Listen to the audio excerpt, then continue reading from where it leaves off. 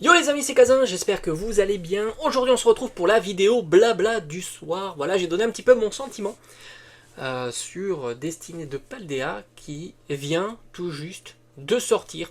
Alors si tu me suis, tu sais que j'ai pas pu aller à l'ouverture pour prendre la température. Parce que bon voilà, j'avais d'autres obligations et je n'ai pu qu'y aller vers 14 heures et j'ai pas pu faire énormément de boutiques, mais quand même j'ai pu aller dans que ça soit Grande Surface, Micromania, Cultura et Fnac. Voilà, j'ai quand même pu faire quelques boutiques, mais pas toutes.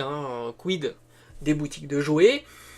Et ben, ce que je t'avais un petit peu dit, c'est que pour moi, la série allait être, je ne dirais pas un flop, parce qu'il y a quand même un point positif de la série, c'est le fait qu'elle drop plutôt pas mal, et que on avait une particularité, c'est d'avoir le potentiel de 3 ultra rares dans un booster, à savoir dans la première reverse, la deuxième reverse, qui est les raretés les plus intéressantes, et enfin la carte rare, enfin holographique en l'occurrence, où tu peux avoir des petites ultras des cartes dresseurs. Et c'est vrai que ça a dû un petit peu rebooster la popularité de la série, mais malgré tout, dans une vision globale de la série, elle était pas assez, on va dire, il n'y avait pas assez de AR et SAR qui sont, disons qu'à l'heure actuelle, les cartes motrices de la série. Même si je trouve que, vu que j'ai fait quelques petites ouvertures, tu peux les retrouver sur la chaîne, je trouve que les petits shiny sont réussis et ça apporte un petit peu de nouveau comparativement à Destinée Radieuse. Et ça, pour moi, les petits shiny restent des très jolies cartes, mais tu le sais, en règle générale, ces cartes-là ne sont pas très populaires. Tu les vois avec Destinée Occulte et Destinée Radieuse. Elles sont relativement bon marché et en grand nombre.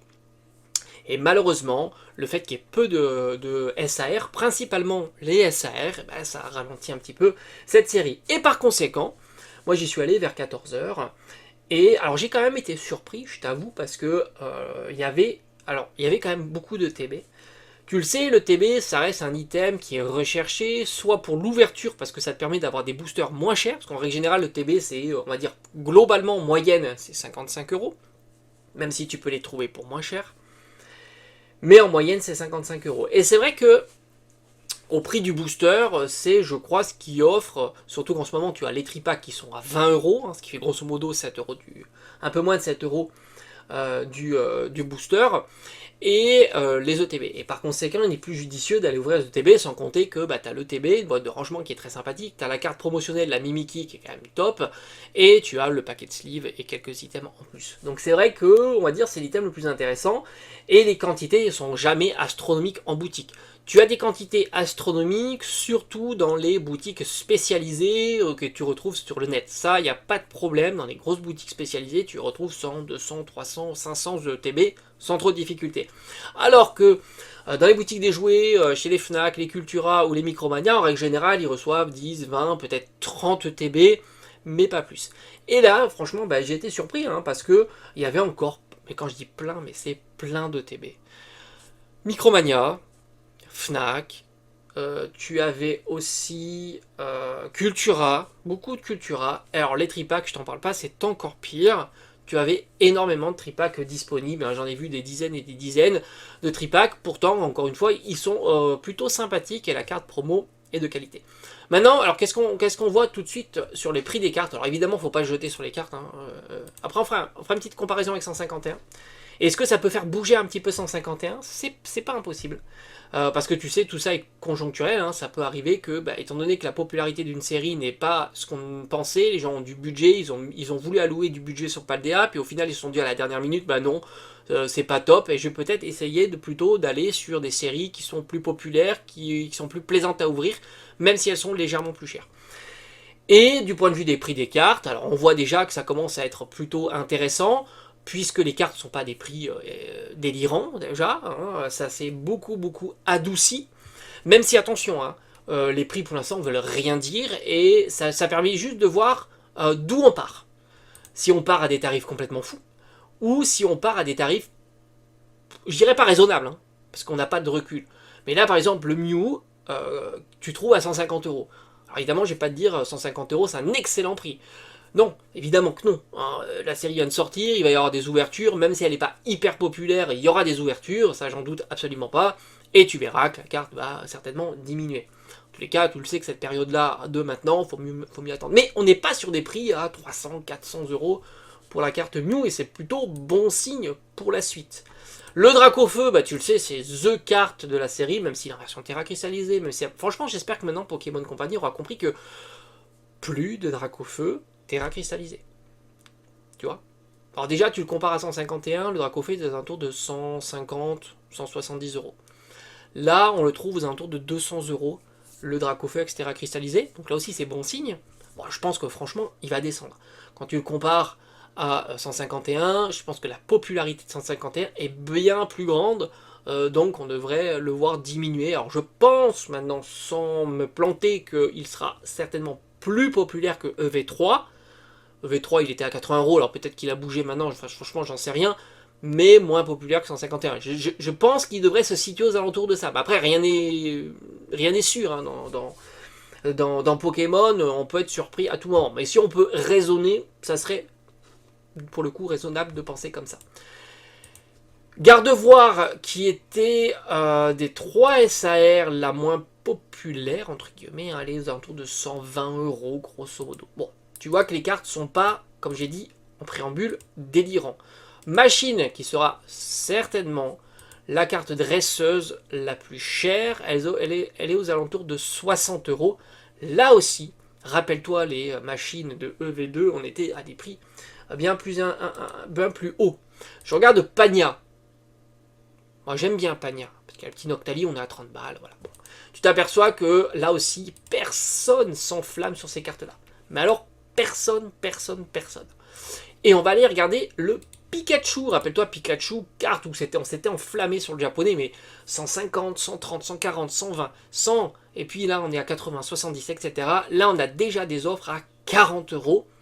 C'est ce que je t'avais dit, pour moi une carte comme ça devrait pas coûter très cher, et si tu la compares un petit peu par du Destiny Occulte qui est quand même plus robuste, qui est censé être plus robuste, plus populaire, et je pense qu'il sera, si tu veux, je pense que si on devait classer les 3 séries, que ce soit Destiny Occulte, Destiny Radieuse et Destiny de Paldea, je dirais que Destiny de Paldea devrait être au milieu, même si Destiny Radieuse, tu as le Dracofeu, c'est vrai, mais j'ai envie de dire elle devrait être au milieu, parce que dans Destiny Radieuse, tu n'as aucune grosse carte, si ce n'est le Dracofeu. Dans Destiny de Paldea, tu auras les 3 SAR qui seront quand même 2 grosses cartes. Donc elle devrait être au milieu.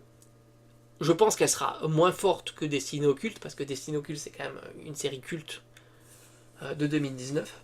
T'as le Dracofeu qui est culte aussi, mais t'as aussi d'autres cartes Shiny Full Art qui sont quand même très robustes, hein. J'ai en tête Noctali par exemple, le Mewtwo, et puis d'autres, hein. Franchement c'est une série qui est assez folle.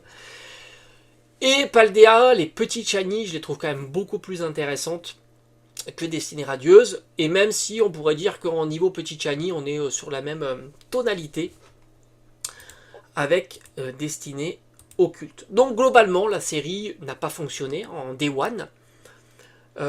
J'ai discuté un petit peu avec les différents vendeurs des boutiques, m'ont dit qu'il n'y avait pas spécialement de monde, c'était hyper tranquille, pas comme 151. Bon, pour moi, c'était attendu. Alors, soi-disant, on a eu des bruits comme quoi les stocks seraient faibles, encore plus faibles. Mais moi, je pense que c'est certains qui ont un intérêt peut-être à donner plus de popularité à la série. Hein, parce que j'imagine bien que à chaque série, on a envie que ça soit plus populaire et ainsi de suite pour faire monter un petit peu la demande, faire progresser les cartes, etc. Mais au fond, la quantité produite, c'est quand même un paramètre. Franchement, est-ce que quelqu'un a des chiffres vraiment officiels? Bon, moi, en tous les cas, j'en ai jamais vu. Moi, ce que je vois surtout, c'est la température au niveau des boutiques. Et en tous les cas, les boutiques que j'ai faites, c'était plutôt tranquille. Il n'y a pas eu beaucoup de monde. Les ETB sont encore présentes en début d'après-midi. Tu pouvais y aller tranquillement en début d'après-midi, faire tes courses tranquillement, aller choper tes petites ETB pour tes ouvertures. Il n'y a eu aucune difficulté. Et pourtant, les ouvertures ont déjà fuité quelques semaines à l'avance. On a vu que le taux était plutôt très sympathique et que voilà, les ouvertures sont agréables sur cette série-là. Maintenant, est-ce que ça peut avoir une répercussion sur 151? Évidemment que ça peut avoir une répercussion sur 151. Je dis pas qu'elle sera forte, la répercussion, parce qu'on est quand même dans un moment un petit peu particulier, puisque beaucoup achètent pour stocker. Donc il n'y a pas cette rareté qui s'installe rapidement. Mais étant donné que 151, et je l'ai vu, enfin je vous avais fait une vidéo à part sur ça, c'est-à-dire que les cartes sont plutôt très chères. Et moi j'ai fait mon bilan, et évidemment chaque bilan sera différent, mais si tu n'as pas trop de malchance, si tu as une chance, on va dire classique sur cette série-là, tu drops quelques SAR, quelques AR, quelques full art. Je dis pas que tu seras gagnant, mais tu seras moins perdant que si tu ouvres d'autres séries en fait. C'est ça l'idée aussi. C'est de te dire que tu seras moins perdant et tu seras plus satisfait que si tu ouvres d'autres séries. Évidemment, je ne fais pas intervenir le facteur chance. Même si tu ouvres des boosters à 8 euros du booster. Et 8 euros du booster, tu prends les coffrets classeurs, tu en trouves des tonnes. Donc il peut y avoir une répercussion sur le fait que les gens avaient eu du budget en se disant j'ai un budget pour Paldea et au final je vais pas le mettre dans Paldea, soit je vais attendre pour acheter les cartes parce que ça sert à rien d'acheter les cartes maintenant. Bon, en tous les cas il y a pas mal de cartes qui vont m'intéresser, on va suivre ensemble ça parce que je vais te montrer ce que je vais acheter, comme toujours, je te montre un petit peu ce que j'achète. Ronflex, Mimikyu, Melo, Pikachu s'il arrive dans mes prix, et ainsi de suite. Ce sont des cartes qui m'intéressent, et j'ai hâte de voir un petit peu comment ça va évoluer.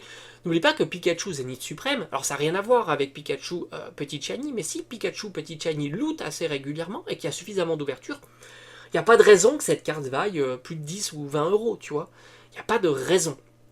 Parce qu'il y aura de la concurrence, et les gens ont envie de vendre. Donc forcément, celui qui avait réservé du budget pour cette série-là, et du coup n'est pas trop passionné par l'ouverture, s'est dit bon je vais peut-être acheter plutôt les cartes, et peut-être il va se centraliser sur des ouvertures plutôt 151. Donc oui, pourquoi pas avoir quelques items 151 qui vont augmenter. J'ai en tête évidemment le TB, qu'on trouve aux alentours de 80-90 euros, ce qu'on a déjà vu évidemment par le passé.